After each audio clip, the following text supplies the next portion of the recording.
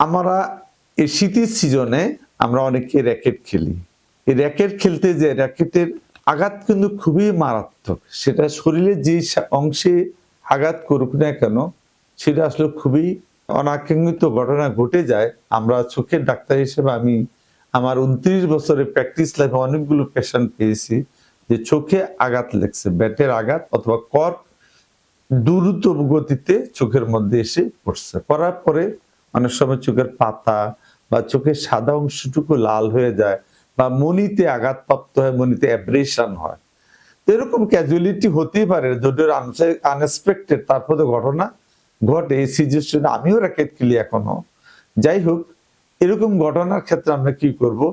যদি এরকম ঘটনা হয় তাহলে সাথে সাথে আমরা পরিষ্কার পানি দিয়ে চোখ পরিষ্কার করব। কখনো ট্যাপের পানি, নোংরা পানি না, ডিস্টিল ওয়াটার বা মিনারেল ওয়াটার দিয়ে আমরা চোখ পরিষ্কার করব।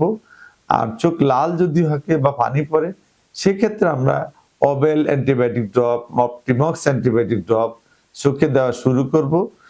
যদি এত উন্নতি না হয় তাহলে সাথে সাথে নিকটস্থ চক্ষু চিকিৎসক এর শরণাপন্ন হতে হবে এবং উনি আপনাকে দেখে বিস্তারিত বলতে পারবে আপনার কি পরিমাণ চোখের ড্যামেজ বা ক্ষতিগ্রস্ত হয়েছে। সুতরাং আমরা যারা এই সময় র্যাকেট খেলি, আমরা খুব সতর্কভাবে খেলবো। আমরা কোনোভাবেই অ্যাগ্রেসিভ খেলা খেলবো না।